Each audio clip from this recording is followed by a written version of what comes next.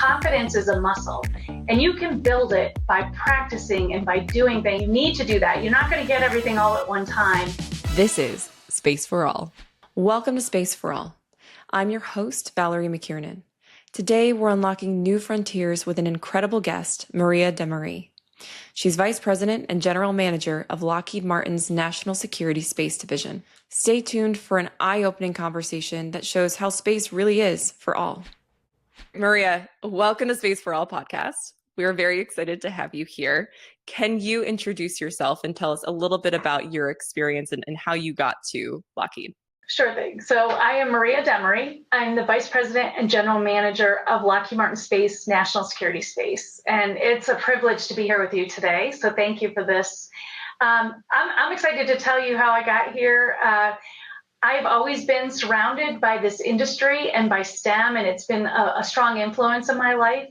My father was an engineer, so he was very much checking every day when he came home, how did you do in math, how did you do in science? So STEM was very foundational in our family.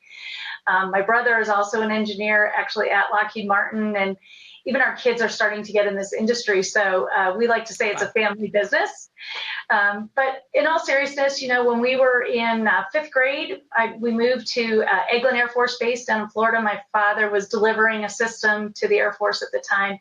And, it was a time where many of our friends were military families, and we really learned to appreciate the sacrifice of service members as well as their families. We saw that firsthand. And so that was really foundational for me to have an appreciation for this industry and our nation, and it combined with STEM. So it was kind of a natural thing, I would say, for me to get into this industry. It started as an internship, and 34 years later, I'm still here and loving every minute of it. And I'm excited to tell you about it and share with your people in hopes that we can inspire others to join us. Yeah, so 34 years you've been at Lockheed. You've started as an engineer, correct? And then you you continued to rise up the ranks. You went back, you got your master's degree with Lockheed. And you've now found yourself in a leadership position. For those of us who are looking to do the same as a female in this industry, do you have any suggestions for how we can get there, or how we can make sure that we continue on this path? Yeah, I would say three things for women, especially if you aspire to be in leadership roles. The first thing I would say is, lead from where you are. I wouldn't wait to have a title or to be given permission. If you aspire to be a leader in a role like I'm in today, I would say lead from where you are. It's absolutely critical to just start demonstrating those leadership skills as soon as possible. The second is to just do the very best job you can at every job that you have.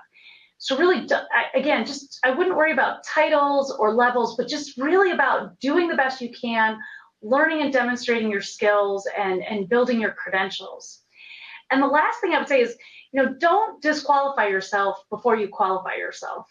And I love to quote the Harvard Business Review the research that was about if there were 10 criteria for a job, a woman would only apply for the job if she had all 10, but a man would if he had 6. And I just see women taking themselves out of opportunities just by disqualifying ourselves, deciding we don't have everything we need. And I truly believe in a growth mindset. You have to believe that I can learn the other things that I need, and that this opportunity is a growth opportunity for me. I'm not supposed to have everything going into a job, or else it really wouldn't be that exciting. The interesting part is how you'll grow that part of yourself that you don't have. So those would be the things that I would say to, and I do say frequently to women that I mentor as they are interested in these kinds of roles and opportunities. That's wonderful. I love that last one. I do remember seeing that in the Harvard Business Review. And okay, so you're in this leadership role. You are the GM and Vice President of National Security at Lockheed. What does that mean? What is national security at Lockheed? So National Security Space, which is a line of business within Lockheed Martin Space, I love to talk about it in 3 domains: protect, connect, and explore. And from a protect perspective, it's easier to talk about than it is to say. From a protect, really it's about missile warning systems, geospatial intelligence, space domain awareness, remote sensing, all capabilities that we provide to our customers to ensure the safety and security of our nation. From a connect, things like military communications or the GPS systems, the global positioning system that we built here in Denver, Colorado for our customer, Space Force customer. And that's a capability that we all use. So we not only connect service members, but also family and friends using that capability. And from an explore, which is really exciting, and we are not necessarily the line of business leading exploration. That's really the commercial civil side that supports NASA, but we support them, and that's really about getting the first female and the first person of color on the moon, and then going on to Mars. And I think that is just the most exciting part about where we're headed as an industry, and the ability for people to see themselves in this industry. When I started, there were very few women in leadership roles for me to look up to and to aspire to. So when we can start having astronauts be people of color and women that are seen, walking around the moon, I think that's going to be super exciting and engaging for all people to feel they have a place in space. Yes, absolutely. And on that note, can you kind of explain what Lockheed does to get more people involved, and kind of where you guys target to make sure that the next generation is excited about aerospace and space in general? Yes, and it's critical. We need everyone that we can get to be interested in space. And we don't need just people with PhDs. We need everyone from high school graduates to PhDs to do what we are going to do. When you think about getting to Mars or the complicated systems that we build for national security, we need everyone. We need innovative thinking. So we're very committed at all levels. We're very involved in K through 12. Many of us volunteer in local schools to get out and do things. We have Take Your Child to Work Day to show, everyone we can in our families what we do, and help them to be excited about it. We have internships for high school and college students so that they can get insights and a taste of what we do, and then go back to their schools and tell others to come as well. And even things like Code Quest. We have an annual coding competition, which has just grown to be huge and international even now at all of our locations. So you don't have to know how to code. We'll have you come in. We'll teach you a little bit about software development if you're not aware. But you'll get a tour of the facility and get to see some of the exciting things we do. So that there's just so much out there that we can do to inspire the workforce. One last thing I'd add is the Space Workforce 2030 commitment that a number of space companies have made to increase the number of females and underrepresented groups that are in space. And I think that's open for anyone to join, and we'd love to have them. So what exactly does Space Workforce 2030 do? It's really a commitment of our companies to really continue to try to drive to increase the numbers of females and underrepresented groups. And it's a commitment of many companies that are in the space industry to do so. Got it. Okay. So like you said, there's been a change in the industry for good from this perspective, for sure, that we're seeing so many different people of so many different backgrounds have an interest in getting involved in the industry. It's also changing to more of a quicker pace. We're seeing that, we have this massive push to commercial standards, and we're these really big defense contractors, right?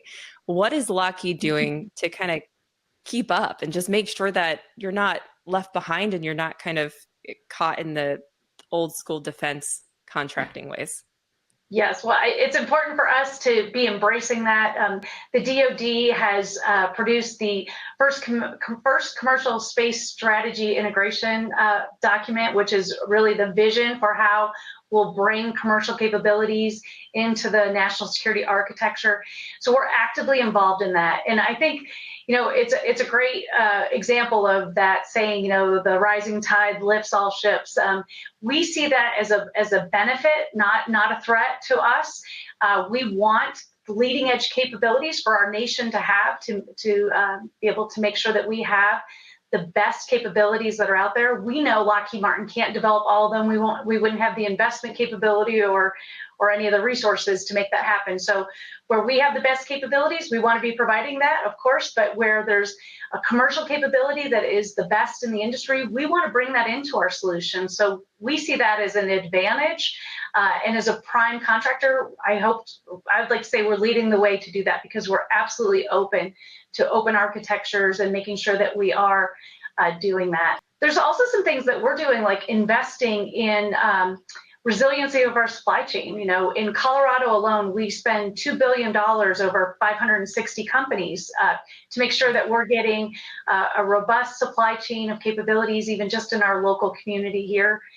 Lockheed Martin has a mentor protege program where we help small businesses to try to expand and to, you know, be able to scale to the needs that we have. So there's just a lot of examples of strategic investments through things like our venture capital fund as well, where we're really investing, making sure that our nation has the greatest capabilities, and we're proud to bring those into our systems.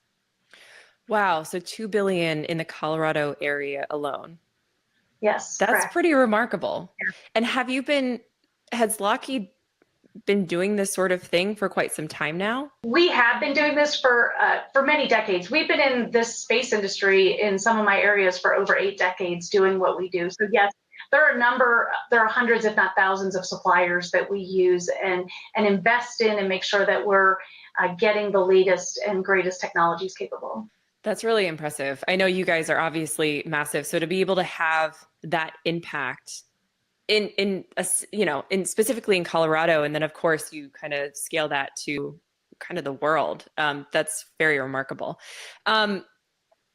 So when you look back, right, when you look back at your 34-year career at Lockheed, and before that, you know, when you were in college and things like that, is there anything that you wish you knew when you first started out that you know now?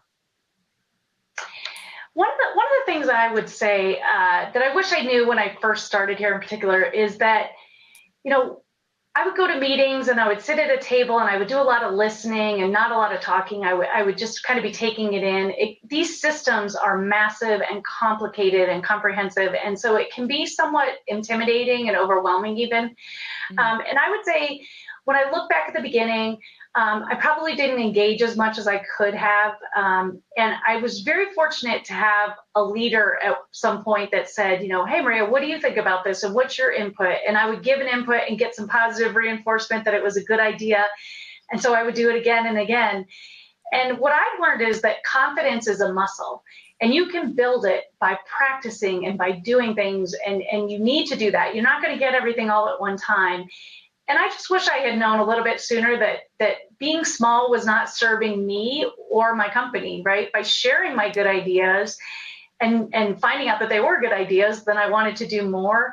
And I often see where women in particular, I know that they don't participate sometimes. And so I'll call people out. I do what was done for me and in a good way, right? And ask you, please give your ideas and your thoughts, because no one is serving themselves or the company well by being small. And I will just add that there's a book that I've come across in the last couple of years called How Women Rise.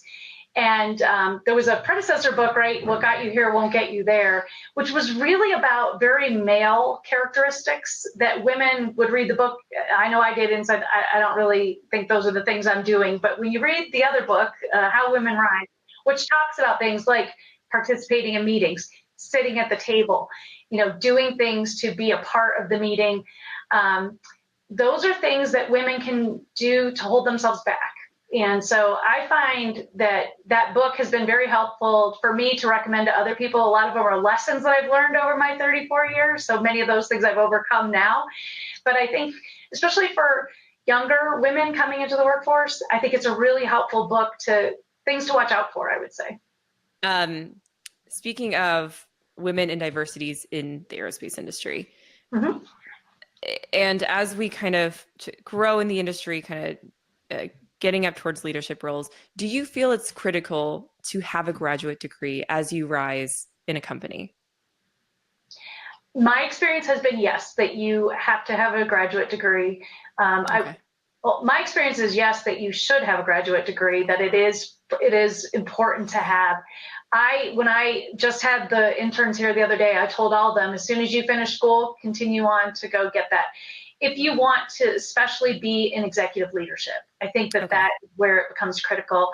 I also think it's critical if you intend, we have two paths, right? You can go down an executive path, or you can at Lockheed become, a senior fellow, or we have positions also that are just very, very technical. So if you're going to be a subject matter expert, that's where you might want to even go as far as a PhD, and just become the renowned expert in whatever it is that you want to do. So I think it's important. I have a degree, and I always encourage others, particularly young people that are just starting at the company, go ahead and just keep going while it's kind of something that you're used to doing. It's a little easier to do right away than it is to try to go back later. Yeah, and I have asked a lot of people that question, and I get mixed responses, I know. which is very interesting. But I know a lot of people at Lockheed supported that master's degree, or that next degree, which is just really incredible. But a lot of companies don't do that. So it's a really tough decision to kind of figure out, do I want to go spend that $100K to go, or whatever it is? But yeah, so it's really interesting to hear your opinion of that. It's extremely valuable. You started out your career as an engineer, and you've made your way to leadership. How did you make that transition? And what are the biggest differences that you've seen as you've gone from an engineer to a leadership position? So this is a great question. It's something we've been talking a lot about with the interns that are here right now, because they all want to know, how do I get to be, a vice president? And I think it's really important to understand the difference between being what we call an individual contributor, which is where you come in at the beginning of your career as you become a leader, and move into those management roles, as you move up. And I think the biggest difference is really, when you think about being that individual contributor, it's all about your own performance and you providing, software or a hardware component or a document that you're in charge of, right? So it's very individual. Your success is very much your own. And, we can rate, your ability to do the job that you've got. But as you move up, leadership really becomes about the performance of a team. And so I think many people don't necessarily understand that being a leader is really no longer about you and your own personal success. It's really about the success of an organization. When I look at the role I have right now, right, we have over 8,000 people in my organization. So my success now is watching. 8,000. I'm sorry, 8,000 people in your organization. That's incredible. I'm sorry to interrupt you. Go ahead. That's just amazing. I had to comment. Wow. So my job is now to make sure those 8,000 people have everything they need to be successful. So what's really exciting about leadership is that it's not about you any longer. It's really about others meeting their potential and their performance capabilities. And that's both exciting, but it's truly an honor and a privilege and an incredible responsibility, because it's not just those people either, right? It's the livelihood that those people enable for others and their families or their loved ones, their pets, all those things, right? So, I just think that we really need to think about what leadership is. I know a lot of people think they want to be a leader, but there's a lot of responsibility that comes with it. And it's also understanding that it's no longer about your personal success anymore. I love to talk about our work like a family, because I think about my workmates as family members. It's why I'm here for 34 years, because I'm very committed to them. But really, when you think about a family, no one would want one person in their family to be successful and everybody else to not be, right? You want everybody in your family to achieve as much success, whatever that definition of success is for you. So that's the way I look at it, at leadership. And I think it's an incredible journey to go through. And I think you need to really think about and reflect on the responsibility that comes with it. Yeah. I mean, I'm sure there are some people who feel like they have to jump to that in order to get ahead, or to move forward, they have to jump to leadership, but maybe that's just not for them. And that just has to be okay. The other thing I wanted to ask you, something that I found is that a lot of people think they have to be an engineer to be in this industry. I know, myself included, even though my family had a business, I wasn't an engineer. And it really took me a while to understand that, hey, there is a space for me here of really incredible space that I'm going to really love being a part of. It has Lockheed found, or have you found a way to really show people that it's not just about being an engineer, that we need people from all walks of life, all different typs of career paths to come join? What I would tell you is we have over 22,000 employees here, and we cover everything from human resources to finance to marketing to, to engineers. We have astronauts that are part of our team now. I mean, we need everything. We need creative thinking. When you talk about going to the moon and spending extensive periods of time in a capsule, you're going to need all kinds of thinking of how to make that entertaining and exciting for people as well. We've got to joke about that, but it's true. How we communicate with people while they're doing exploration, how we stay connected to service members, all those things really need unique thinking. And as we talked about earlier, commercial capabilities, right? We're looking at how do I find commercial capabilities that are out there and bring them into my systems today. And that could be a very different kind of thinking than just engineering a component like we might have done in the past. So we absolutely need everyone that we can to be excited about space and to be a part of it. And we have so many opportunities for all people. People that do welding, people that manufacture the parts that we make. So Maria, usually when people think of space, they think of the James Webb Space Telescope. They think of going to the moon. But space isn't just about that, right? Space in defense is about much more. Can we talk a little bit about that and how you guys approach the space industry, not just for the NASA space missions? Space is absolutely critical to our way of life, and people may not realize or appreciate how much space is a part of your daily life. So, like we like to say, by the time you had lunch, you've probably accessed satellite data 10 times, and you may not even realize it. Whether it's a banking transaction, if you're eating food that's been grown on a farm that's using GPS capabilities, any kind of position, navigation, timing, the Google Maps capabilities, all those things are things that you may not realize that you're using a satellite to get that data, weather data, especially severe weather, right, where we're able to get people out of harm's way because a tornado is coming or a hurricane. So there's all kinds of examples where space is critical to our daily way of life. Our adversaries would like to deny us the capability to use some of our capabilities, particularly those that are associated with national security space. And those are critical. We must protect our ability to operate in space because it is a part of our daily life. It is a freedom that we have enjoyed, and we must make sure that we protect that for our future. It's absolutely critical. And from a national security space, that's the mission that my line of business provides. We provide the capabilities to our service members to make sure they have what they need. At the end of the day, one of my favorite taglines that we have is we bring people home. So whether that's bringing your family and friends home via GPS, or it's making sure that our service members come home to their families, that is the heart of our mission. And it's absolutely critical to our national security that we enable that. Yeah, absolutely. And we're seeing this massive push to get more national security up in space as well, as quickly as possible. Yeah, and it feels like we've only recently started talking about it more as well, with the SDA coming on, the scene 5 years ago. There's more news articles about it, where people have come up to me and said, aren't you concerned about adversaries attacking our space domain? I'm like, yes, I am. I've been concerned for quite some time. Yeah. But it's good to hear other people acknowledging that aren't in our industry. Do you think we need to be doing more to communicate that out? Do you think we're doing enough, or do you think we need to be kind of getting the news out a little more than we currently are?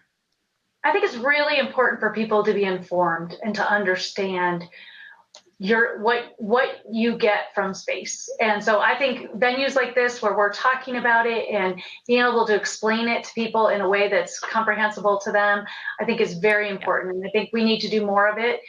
Because again, I don't think people understand how dependent we are for our daily life on space, and we need to protect that. That is a right that we have. It's a freedom that we have, and we should be able to continue to have that. And it's important for people to understand what it is that it provides to us, and what it would be like to not have a day with space. I mean, my internet didn't work on Thursday and Friday, and I just couldn't work. I couldn't do anything. It Right. was, I haven't felt that way in a while. It was, and that's obviously a big part of it. We, like you're saying, we depend on it every single day. Every device uses Exactly. connects. Exactly. Yeah. Imagine if you couldn't do a banking transaction, or, if you couldn't find out what the weather was going to be in a place where severe weather, is a problem, or, you didn't have GPS capability to get directions to go somewhere. I mean, those are things you just take for granted that they just happen and work every day, but what if they didn't? That would be, there's just a number of things that are enabled by space that people just I don't think understand and appreciate probably. And it is something that we probably could do better at making sure we're communicating. Well, Maria, thank you so much for joining us today. You're an absolute inspiration to women and people of all walks of life, rising up in this industry. Thank you so much. It's been a pleasure to get this time with you today. And I hope we inspired some others to join us. Thank you for joining us today on the Space for All podcast, brought to you by the Women's Aerospace Network. You can subscribe to our podcast on Spotify or iTunes, and you can watch full episodes on YouTube. For more information on the Women's Aerospace Network, visit womensaerospace.com or follow us on social media. We hope you will join us again for the next episode of Space for All, where we can all find a place in space.